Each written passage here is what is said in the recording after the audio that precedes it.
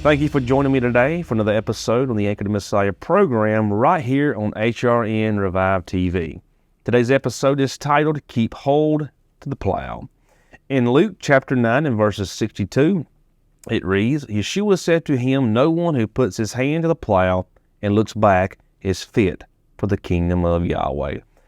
One thing that Yeshua is saying loud and clear here is stay focused, stay grounded, and stay balanced. In other words, we can't allow the distractions of the world or the things around us to catch our attention and sweep us off our feet, which means if we can be easily distracted, we can be easily detoured into another direction or opposite of, which could keep us from staying focused on the spiritual things of life. If so, we will be easily deceived or lured by the enemy, which results in us missing the mark or missing the goal for which we are aiming for.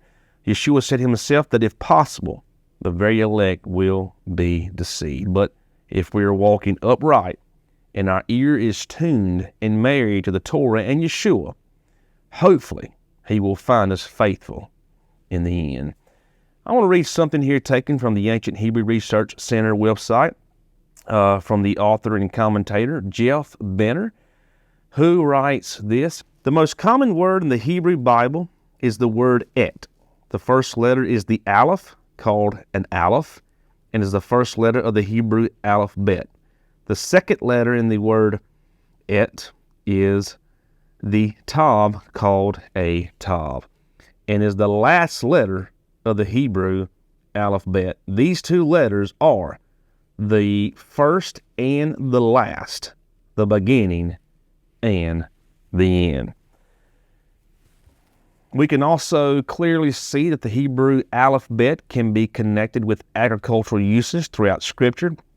For example, in Joel chapter 3 and verses 10, the prophet writes, beat your plowshares into swords and your pruning hooks into spears. Let the weak say, I am a warrior. Okay, and we're going to read one more thing as we continue to read out of Jeff Benner's commentary from the Ancient Hebrew Research Center. And he writes this, the word plowshares in the passage above is the Hebrew noun et, as we said earlier, spelled aleph and tav. A plowshare is the metal point of the plow which digs into the soil, creating a furrow or planting seeds.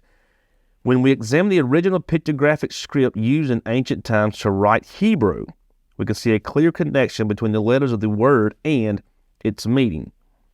The modern Hebrew form of the letter aleph is aleph, but is an evolved form of the original pictographic, a picture of an ox head. The ancient pictographic form of the letter tav is a picture of two crossed sticks which are used as a marker. When these two pictographics are combined, we have the meaning an ox toward the mark. Fields were plowed with a plow pulled behind an ox or pair of oxen. In order to keep the furrows straight, the driver of the ox would aim toward a mark such as a tree or rock outcropping in the far distance. As we can see, this meaning of driving the ox toward a mark can be seen in the letters of the Hebrew word et or aleph tav, and that comes from the Ancient Hebrew Research Center by Jeff Benner. So, as we continue here, one thing I also found interesting was the last Hebrew letter tav, also known as the end goal or the mark, that is a picture of two sticks joined together that reveals to us a prophetic image, as you already know. Yeshua being the head of the body, and us being the body of Messiah, who is the head, which makes Acts 3 and Ezekiel 37 clear as we see the day approaching. What we are seeing more and more of is people coming to the truth, the Torah, and that the restoration of all things is being fulfilled just as they were prophesied, such as Judah and Ephraim coming together as one body, one unit, and one people. So, over the past few weeks, I've been plowing the ground on my property and getting it ready for seed and one thing I have experienced while plowing is when you do look back over your shoulder, which is contrary to what Yeshua said to do, and if you're like me, I'm still trying to see that in a more spiritual way of why he said not to.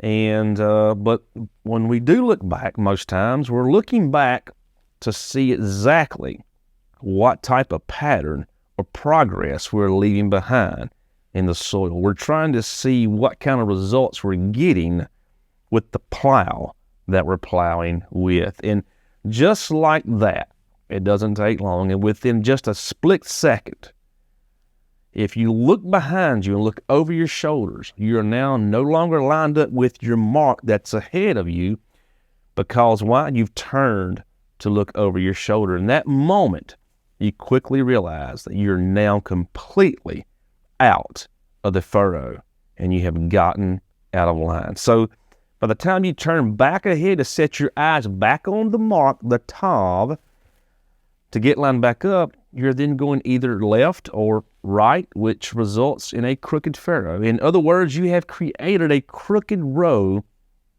or a crooked path that is contrary to straight.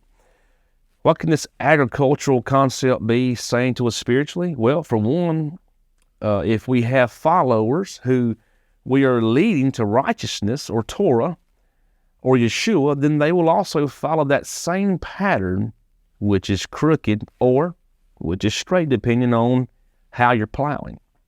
And Dr. Bob Utley's Bible commentary, he writes this: in ancient times, plowing with an animal held two dangers of not staying focused on the ground ahead. One could hit a rock or root and damage the plow. One could plow a crooked row and cause loss of crop. On my personal plowshare model, the plow can be adjusted to make plowing easy, or if not adjusted correctly, it can cause plowing to become a very difficult task. However, the most important thing first is to make sure your plow is lined up as straight as you can get it behind the tractor, or if you're using livestock to pull, always make sure everything is in alignment correctly with your livestock that you're pulling with. If not lined up correctly, you can make it very hard and very difficult on your livestock or your equipment, and most of all yourself. It will become a struggle as it pulls through the soil. In other words, it will be a hard task by pulling sideways, either left, or it will pull to the right. At first, I found it very difficult to adjust my plow to the specifications I needed, simply because I was adjusting the plow the way I thought was the correct way, but however it wasn't. And I assumed I had it adjusted right, but unfortunately it was the wrong adjustment every time I plowed. I'd done this several times over and over and over again. However, I finally obtained myself a copy of the manual or instruction book, hint, hint, the Torah, to learn how to properly adjust the plow, which made plowing my ground a whole lot easier. Why? Because I read the instructions on doing so. Which, on a side note, can answer a lot of the denominational issues we see in the church at large today, being they want to do things based on their system or their patterns, rather than the Creator system.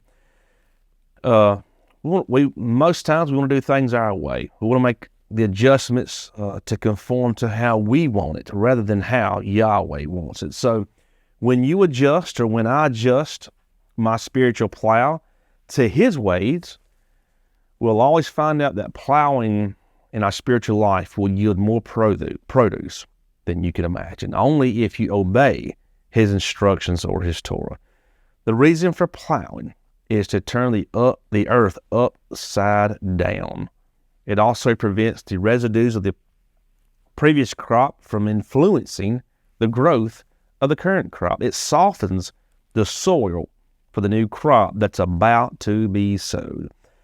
Just as a plow has to be sharpened in order to cut the earth, we have to use and apply the word of Yahweh, which is sharper than a two-edged sword, in order to spiritually plow in this walk we are walking and living. So based on how you plow, whether it be crooked or straight, will determine how people will follow in your path. One thing that was interesting was while plowing, I noticed this flock of birds that flew in, and we call them cowbirds. They're white birds with brown beards, and I'm not sure the proper name. Some of you out there who are farming or farmers may know, but they literally walk behind you. They fly in, and they realize that you're plowing, you're turning up the soil, and they're walking behind you, and they're eating the insects and worms that are being turned up to the surface. And what came to mind when I saw this is people can be likened unto birds in the Bible, being that they fly in. And from the west, the east, the north, and the south, just as spiritual Israel is being called in from all nations. So depending on how you plow in this walk with Yahweh would depend on what kind of furrow and path you will leave behind for others to walk along. So the question we can ask ourselves is this: is the food you are turning up worth ingesting for those who walk in your path or behind you? Will they be full and satisfied? Will they want more? Will they come back for more? Will it lead them astray or lead them to the straight and narrow way? Only you can answer that. So in the meantime, keep holding to the plow.